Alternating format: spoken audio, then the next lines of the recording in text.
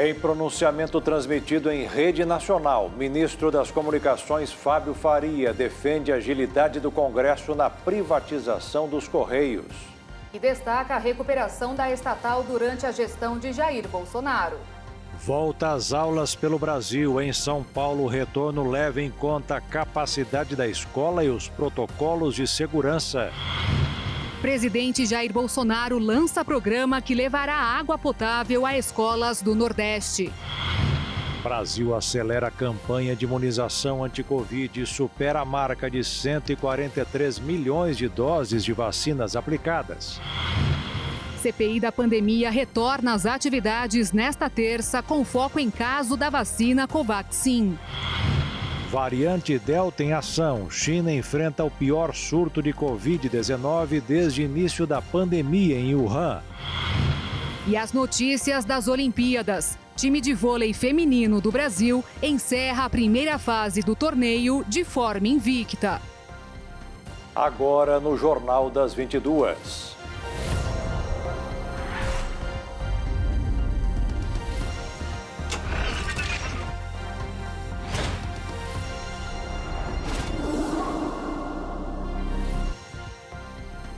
Olá, boa noite. Boa noite. A semana está marcando a volta das aulas presenciais em quase todo o país. O desafio para alunos e professores agora será recuperar o tempo perdido, até porque o Brasil foi um dos países que ficaram o maior tempo com as escolas fechadas durante a pandemia. A reportagem é de Kleber Werneck. A gente fala que é uma relação harmônica. O Fernando anota tudo com muita atenção. Estar de volta à sala de aula é um motivo de alegria para ele.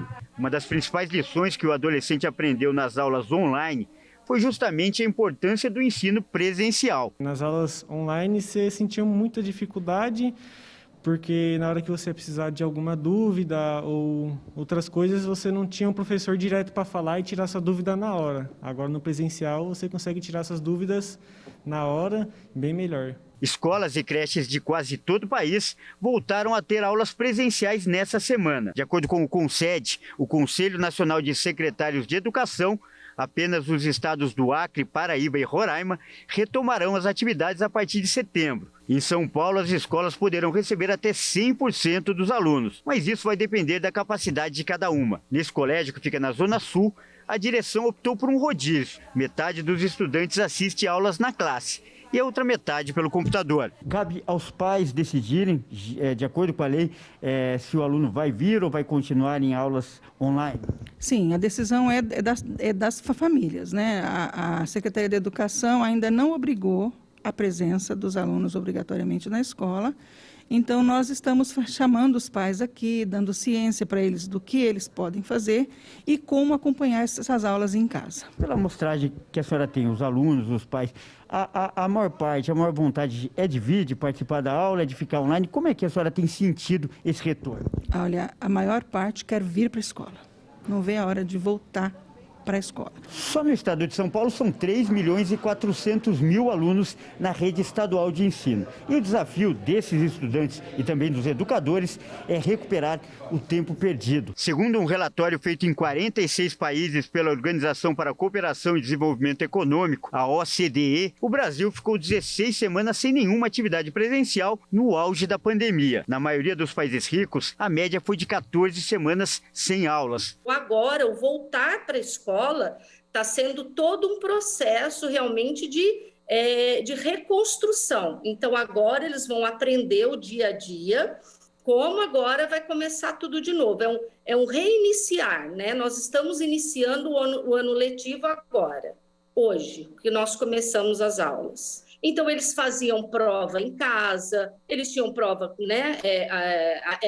Tinha um tempo maior de prova, agora não. Agora eles estão voltando com uma outra rotina. Então, agora reaprender tudo de novo, né? Isso daí vai agora o papel dos educadores, a gente, enquanto professor, tudo ter esse acolhimento com os alunos. Mesmo com autorização para o retorno das atividades presenciais, a decisão de mandar ou não os filhos para a escola cabe aos pais. A Cíntia tem 2 filhos. a Serena, de 9 anos, e o Bento, de 5. E ela diz que ainda não se sente segura para mandar os dois para a escola. A gente quer que eles retomem, mas a gente preferiu ser precavido nesse momento. Então a gente vai aguardar um pouquinho para depois reavaliar, vamos ver como fica essa retomada e depois a gente manda. Tchau, gente. Tchau, gente. Se cuidem. Já o Fernando prefere as atividades em sala de aula e acredita, inclusive, que o rendimento dele vai melhorar. E estudar é que é o foco, né? Agora não tem desculpa para tirar nota ruim, então. Não tem desculpa. Sem desculpa agora. E a professora de biologia ouviu e disse que vai cobrar o Fernando. Já pedi até a gravação. Falei que eu quero ver a gravação depois, quando eu for cobrar a nota dele lá no final do bimestre. Sou boa cobradora, hein? Ele vai ser cobrado. Com certeza. Nas escolas públicas de São Paulo, o maior problema é o distanciamento mínimo de 1 metro entre os alunos, que é uma das medidas recomendadas para evitar a propagação da Covid. Segundo o secretário da Educação, Rocieli Soares, de cada 4 estabelecimentos, apenas 1 tem estrutura física para garantir 100% de lotação das salas de aula. Mesmo assim, diante do aumento da procura, é possível que a partir do mês que vem, as escolas sejam autorizadas a receber 100% dos alunos. Esta segunda-feira foi marcada pela assinatura do Acordo de Cooperação Técnica Água nas Escolas em Brasília. Um projeto do governo federal em parceria com o Ministério da Cidadania, com o Banco Nacional de Desenvolvimento Social, o BNDES, e a Fundação Banco do Brasil. A repórter Camila Xavier tem as informações. O Acordo de Cooperação Técnica Água nas Escolas tem o objetivo de implantar sistemas de abastecimento para promover o acesso à água potável em escolas públicas rurais e de periferia localizadas na região do Nordeste brasileiro. O acordo faz parte do Programa Nacional de Apoio à Captação de Água de Chuva. A cerimônia de assinatura do projeto aconteceu na tarde desta segunda-feira, na esplanada dos ministérios. Além do presidente Jair Bolsonaro, participaram do evento Gustavo Montesano, presidente do Banco Nacional de Desenvolvimento Social, o BNDES, o ministro da Cidadania, João Roma, a ministra da Agricultura, Tereza Cristina, e a presidente da Fundação Banco do Brasil, Eveline Veloso Suzin. Nesta primeira etapa, está prevista a implantação de 2.000 cisternas em escolas da região Nordeste. Serão disponibilizados 60 milhões de reais pelo Ministério da Cidadania, pelo BNDES e pela Fundação Banco do Brasil. O presidente do BNDES disse que hoje o governo deu mais um passo na jornada rumo ao saneamento básico. E nesse projeto aqui de hoje, onde o BNDES, articulado e comandado pelo Ministério da Cidadania, em parceria com o Banco do Brasil, através da sua fundação, completa mais um passo nessa jornada tão importante.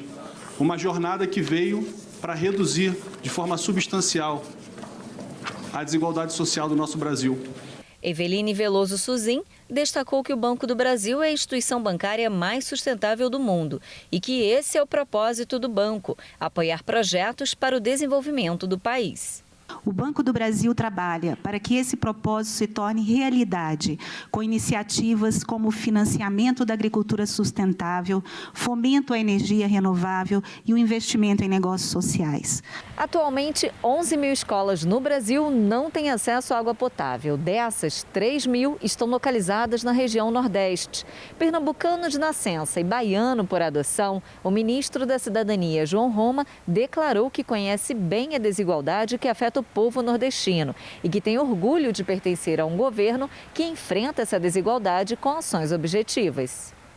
O cenário exige um trabalho urgente e transformador.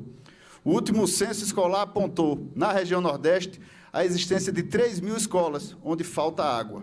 São alunos, professores e funcionários sem acesso à rede pública de abastecimento, a poço artesiano ou a cisterna. Por meio de tecnologia e sistema de abastecimento, o programa Água nas Escolas vai mudar essa situação e garantir a oferta de água potável. Segundo o ministro da Cidadania, cerca de 100.000 estudantes do Nordeste serão beneficiados com a medida, em mais de 350 cidades com cerca de 170.000 habitantes. O programa Cisternas, conduzido pelo Ministério da Cidadania, já entregou mais de 1.100.000 obras em todo o país.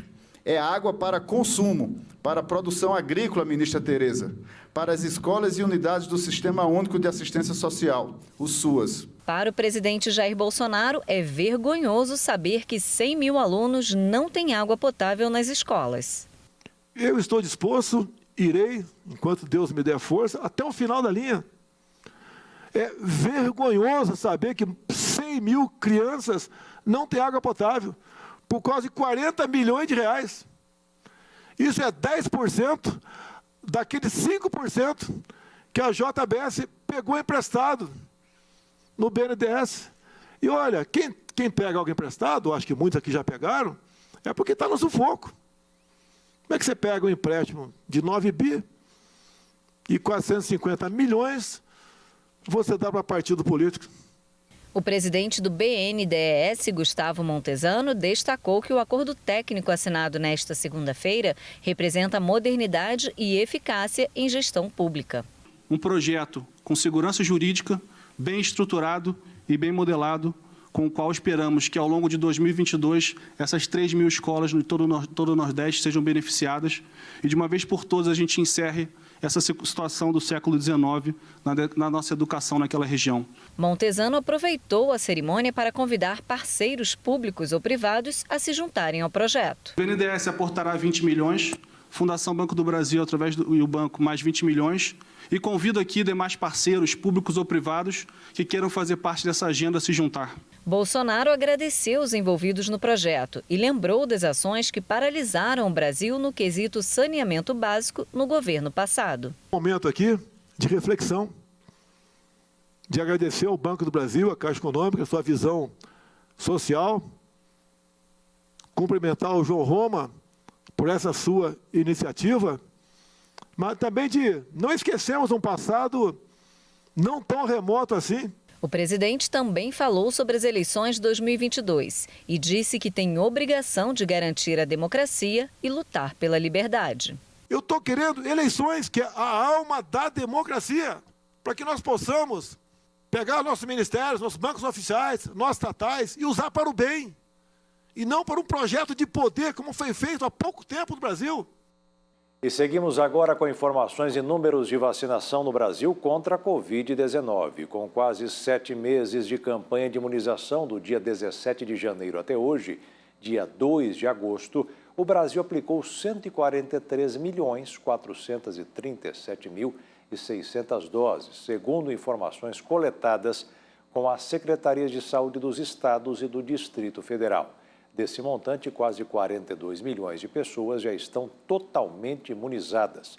A farmacêutica americana Pfizer entregou mais de 2 milhões de doses da vacina contra a Covid-19 neste domingo e cumpriu o cronograma que previa enviar até o início deste mês 13 milhões de imunizantes. A remessa chegou ao país pelo Aeroporto Internacional de Viracopos, em Campinas.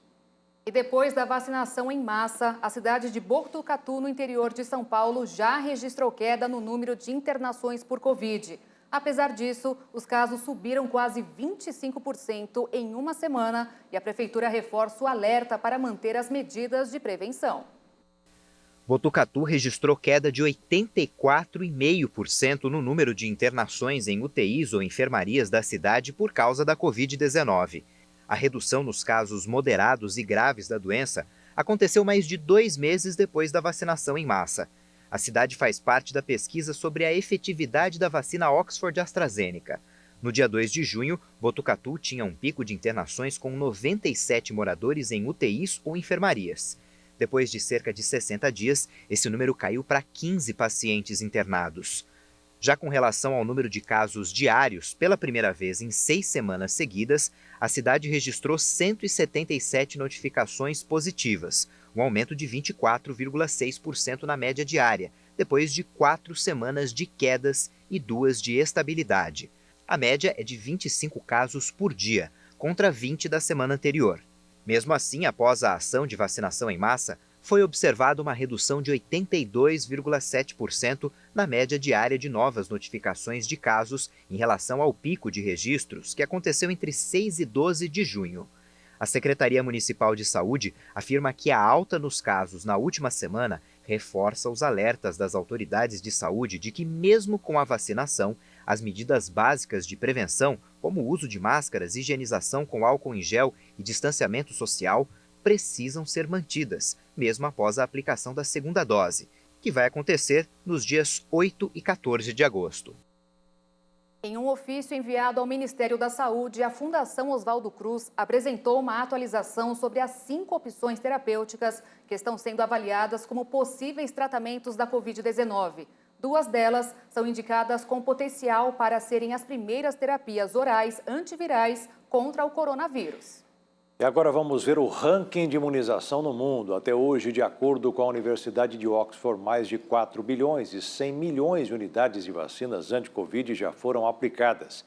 A China segue à frente e supera até agora a marca de 1 bilhão e 670 milhões de doses. Na sequência está a Índia, que rompe os 472 milhões. Atrás, na terceira posição, estão os Estados Unidos, com quase 346 milhões e meio. O Brasil continua na 4ª colocação e hoje se aproxima dos 143 milhões e meio de doses. E fechando o ranking dos 5 mais, está a Alemanha, que alcançou os 92 milhões de unidades de vacinas aplicadas até agora. A Anvisa aprovou o início dos estudos clínicos de fase 3 do medicamento Leronlimab, da biofarmacêutica nacional Bion, para pacientes com Covid.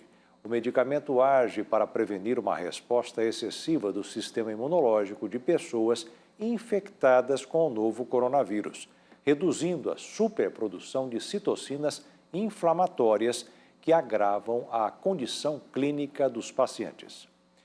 E você vai ver daqui a pouco, as geadas impactam a produção e o preço do café. E ainda, ministro das Comunicações defende privatização dos Correios.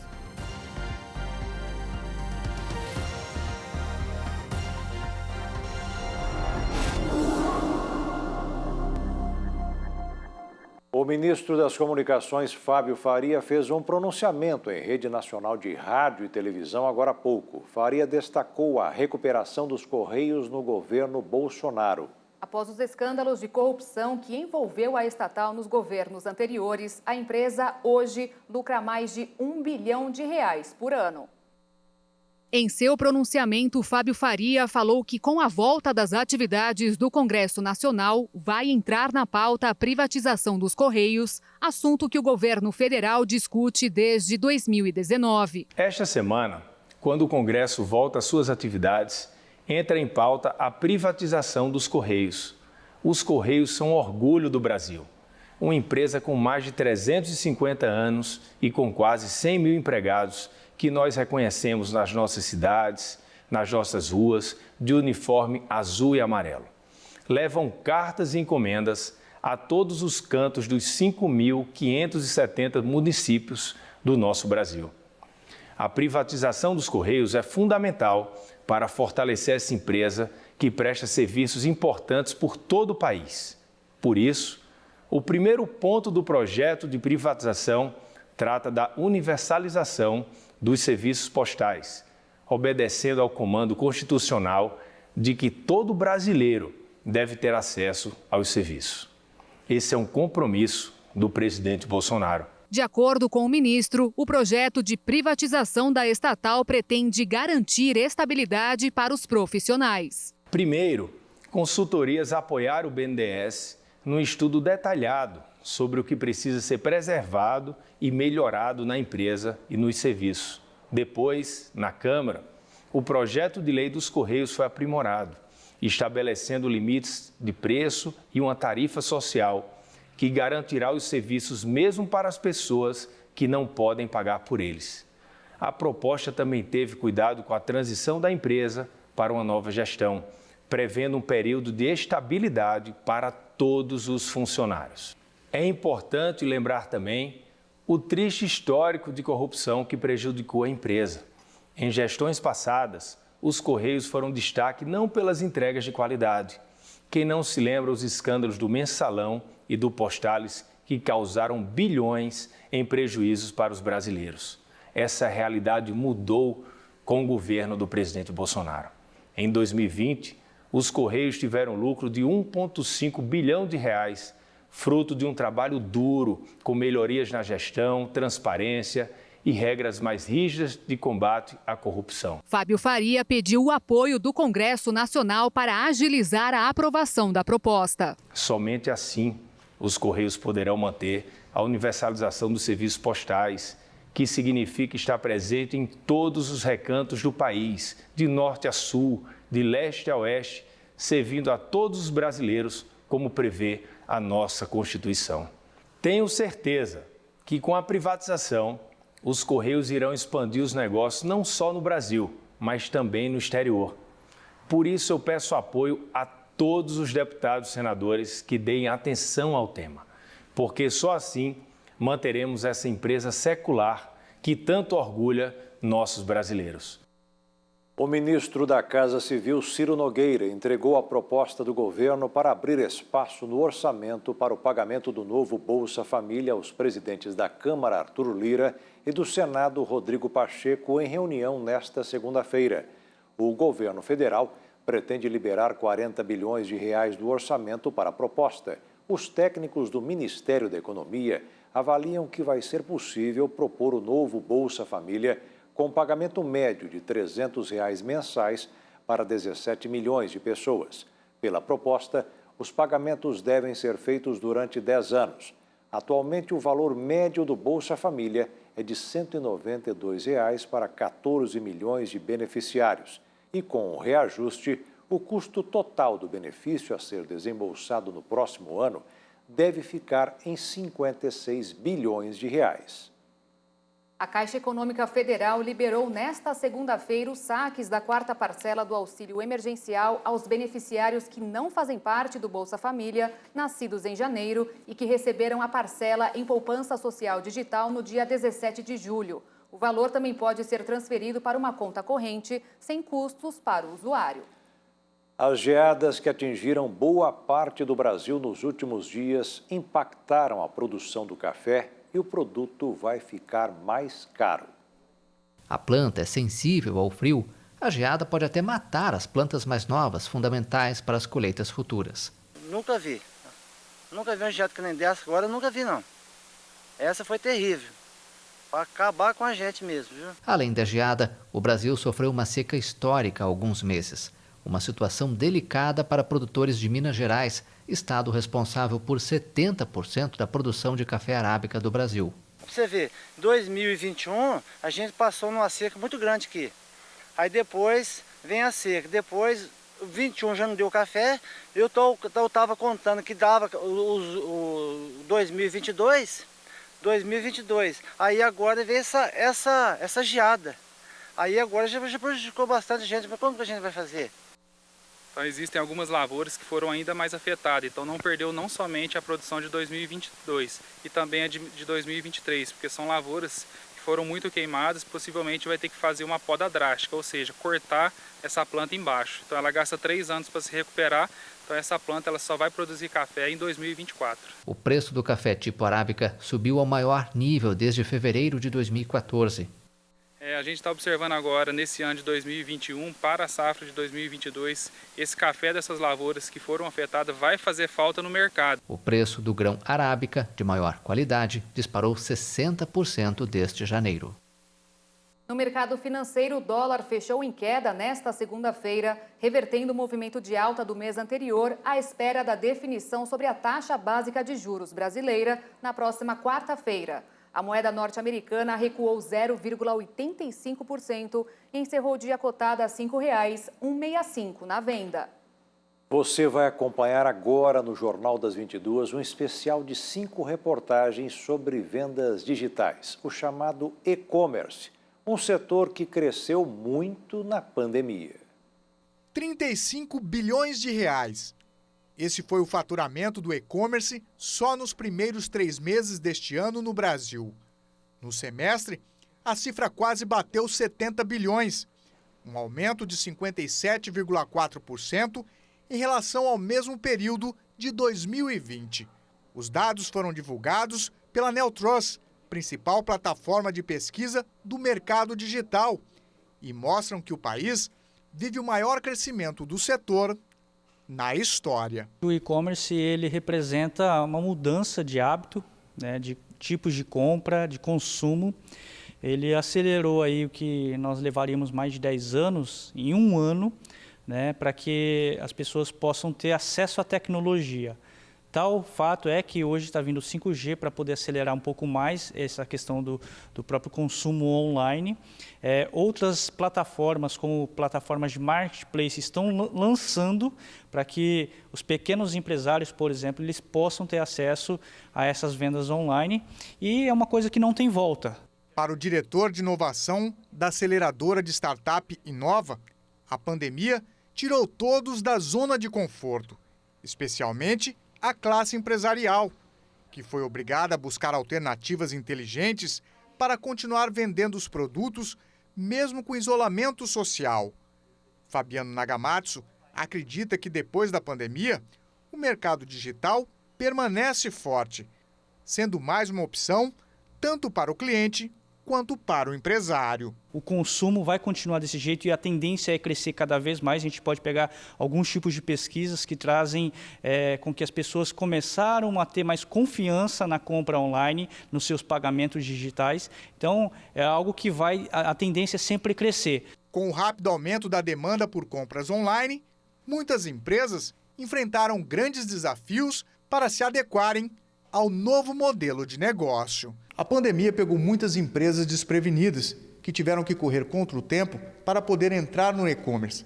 Nessa empresa de marketing digital, por exemplo, a demanda aumentou mais de 70% no último ano. Esse empresário está no ramo há 14 anos e lembra como foi a evolução do comércio digital na região. Quando nós começamos lá em 2007, praticamente ninguém usava a internet de forma efetiva. A internet já era popular, as pessoas já usavam a internet, mas a nível de negócio as pessoas ainda não faziam ideia de como usar. Então, ao longo desses anos, foi se tornando cada vez mais popular, as pessoas foram entendendo cada vez mais, e não só as empresas mudaram. Na verdade, o consumidor mudou e isso levou com que as empresas tivessem que mudar também. Tarcísio alerta que a venda virtual pelo sistema e-commerce, ou marketplace, não é simplesmente montar um site. Existe toda uma ciência por trás desse mercado emergente. Ter um site hoje é a parte mais fácil, né? Hoje em dia você tem plataformas que você cria site gratuito em pouquíssimo tempo e sem muito conhecimento. Mas isso não é garantia de que você vai ter resultado. Hoje em dia você precisa se posicionar a nível de Google, de pesquisas, você precisa estar presente nas mídias sociais, você precisa ter estratégias de conteúdo para conversar com esse público, né? E constantemente estar gerando tráfego para esse site. Então isso envolve conhecimento, estratégia, investimento, além de simplesmente ter um site, né? Hoje em dia tem empresas que não têm site e ainda assim têm muito sucesso nos negócios através da internet. As tecnologias estão mudando a forma de fazer negócio para trazer mais comodidade ao consumidor.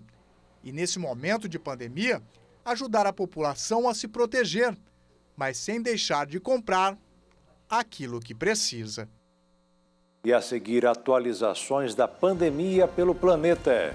E a China enfrenta surto de Covid em Wuhan.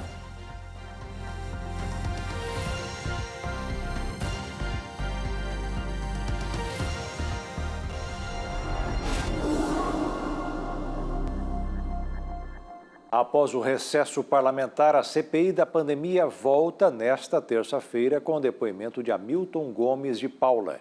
Ele será o primeiro depoente a comparecer à CPI. Quem traz mais informações é a repórter Camila Xavier.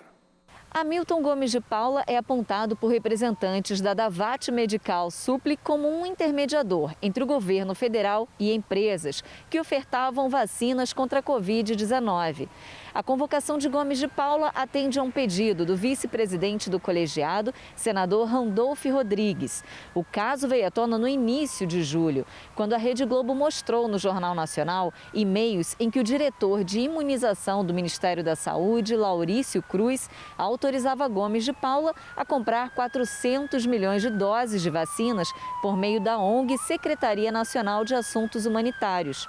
Por questões de saúde, o depoimento de Gomes de Paula, que estava marcado para o dia 14 de julho, teve que ser adiado. Mas desta vez, ele comparecerá ao Senado às 9 horas da manhã, munido de um habeas corpus, concedido pelo presidente do Supremo Tribunal Federal, ministro Luiz Fux, que autorizou o silêncio parcial dele. Gomes de Paula não precisará responder questionamentos que possam incriminá-lo. Nesta terça-feira, a CPI da pandemia também vai analisar uma série de requerimentos. De Brasília, Camila Xavier. O Brasil registrou nas últimas 24 horas 389 mortes por Covid-19 e pouco mais de 15.100 novos casos, de acordo com o Ministério da Saúde. Confira agora os números da pandemia pelo mundo.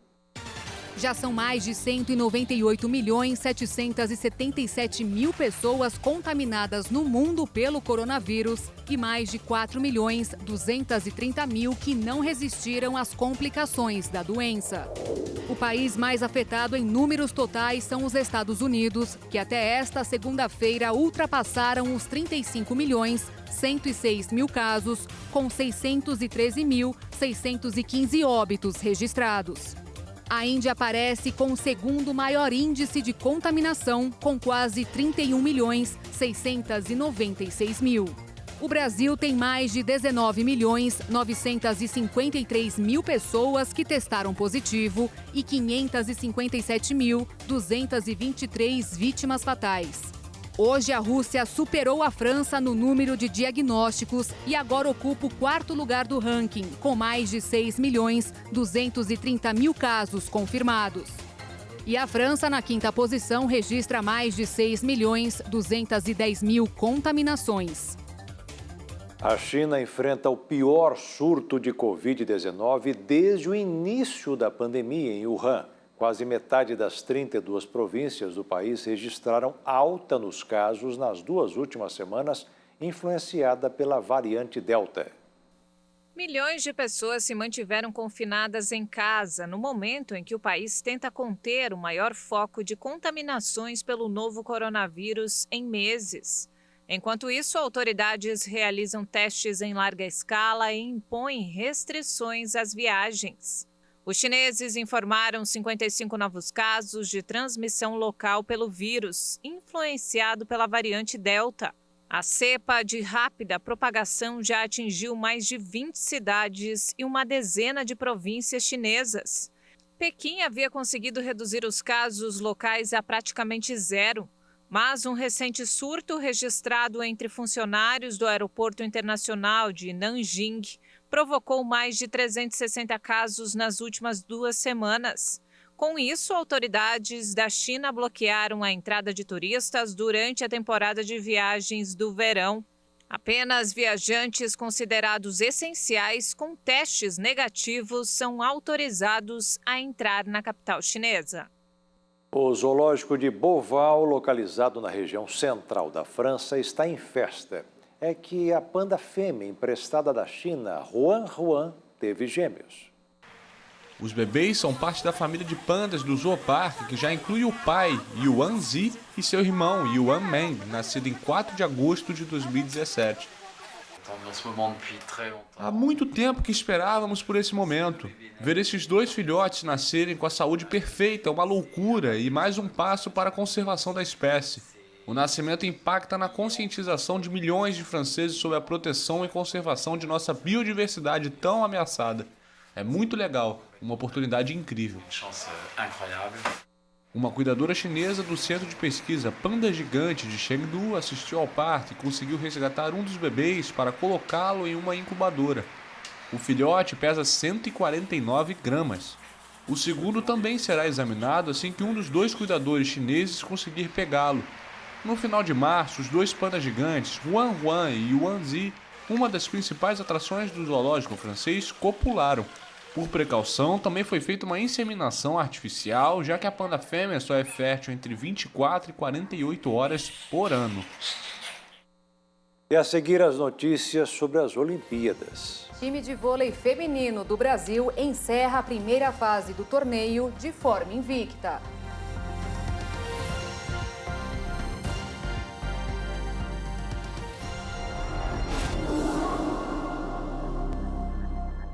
O governo polonês confirmou hoje que concedeu um visto humanitário para uma velocista olímpica bielorrussa. A atleta foi ameaçada de repatriação forçada após criticar a Federação de Atletismo de Belarus. A velocista foi ameaçada de repatriamento forçado para seu país após criticar as autoridades esportivas nas Olimpíadas de Tóquio. Tsimanouskaya criticou duramente a Federação de Atletismo por obrigá-la a participar do revezamento 4x400 metros. Após o episódio, ela foi acompanhada por funcionários do Comitê Olímpico de Belarus até o aeroporto, para que ela voltasse ao país. A atleta rejeitou o retorno forçado, porque diz ter medo de acabar na prisão. Nesta segunda-feira, a velocista compareceu à embaixada polonesa em Tóquio e o governo do país europeu confirmou que concedeu um visto humanitário. Neste momento, o problema está dentro de Belarus, de onde é mais difícil sair. As autoridades já não facilitam a saída de seus cidadãos, o que poderia explicar essa situação. Quando você está fora de Belarus, é certamente mais fácil tomar certos passos. O advogado especializado em direitos humanos Daniel Witiko ainda explicou que, em geral, esse tipo de visto é válido por 1 ano, que a permite sair e entrar do país a qualquer momento dentro do período e que trabalhe sem qualquer autorização adicional. Chegou a hora de conferir o quadro atualizado de medalhas desta segunda-feira. A China continua na liderança e acumula 29 medalhas de ouro, 17 de prata e 16 de bronze. Logo atrás estão os Estados Unidos, que já faturaram 22 ouros. Em terceiro, o Japão, que acumula 17 medalhas de ouro conquistadas. Na quarta posição agora está a Austrália, com 14 ouros. O país, inclusive, ultrapassou o Comitê de Atletas da Rússia, que está em 5º lugar no ranking. Já o Brasil está na 18ª colocação, com 10 medalhas no total. 2 de ouro, 3 de prata e 5 bronzes. E agora um momento de reflexão. Na live das 15 horas, o pastor Josias Cruz falou da paz, uma qualidade que não nasce de uma hora para outra, mas do exercício constante, feito principalmente no meio de tormentas. Jesus dá o exemplo, né? No barco, ele dormia quando se levantou uma tempestade tão grande que o barco era coberto pelas ondas, e a Bíblia diz que Jesus dormia. Me responde, como é que se dorme num barco agitado pelas ondas, entrando água para tudo quanto é lado, e Jesus dormia? Ele dormia. A gente não pode exercitar a paz só quando tudo está bem. É quando o inferno se levanta. A Bíblia diz, levantando-se contra ti, o espírito do governador, não deixes o teu lugar. Acalma. A paz desfaz grandes erros. Quando? Na hora que fica difícil. Na hora que o espírito do governador vem se levantando contra você. Na hora que o inferno se levanta contra você, a Bíblia diz, não perca a calma, não perca a paz. Agora é hora de você, no mundo espiritual, respirar bem fundo, acreditar que Deus está contigo. A calma desfaz grandes erros. O desespero só piora a situação. Os discípulos acordaram Jesus. Mestre, o senhor não está vendo que a gente vai morrer? Não se te dá que pereçamos? Jesus fica em pé no barco, dá uma bronca na tempestade e a Bíblia diz que tudo se acalma. Olha que coisa interessante. Então, o fruto, o resultado final merecido, vem de exercitar a paz. Quer um resultado final maravilhoso? Comece a exercitar a paz. O fruto da justiça semeia-se na paz para os que exercitam a paz. Você vai semear esse fruto na paz quando você exercitar a paz. Enquanto você agir no desespero, você não vai colher o fruto merecido. Você não vai colher aquilo que você deseja de fato receber. Você pode colher o contrário disso. O fruto da justiça semeia-se na paz para os que exercitam a paz. Que palavra! Estamos, essa semana, Entramos no assunto paz dentro de Gálatas 5:22. Vamos relembrar? Mas o fruto do Espírito é amor, alegria, paz. Estamos, então, na terceira qualidade do fruto do Espírito. E o Jornal das 22 termina aqui. Obrigada pela sua companhia, um ótimo fim de noite, início de semana para você e até amanhã. Boa noite, fique na paz. Tchau.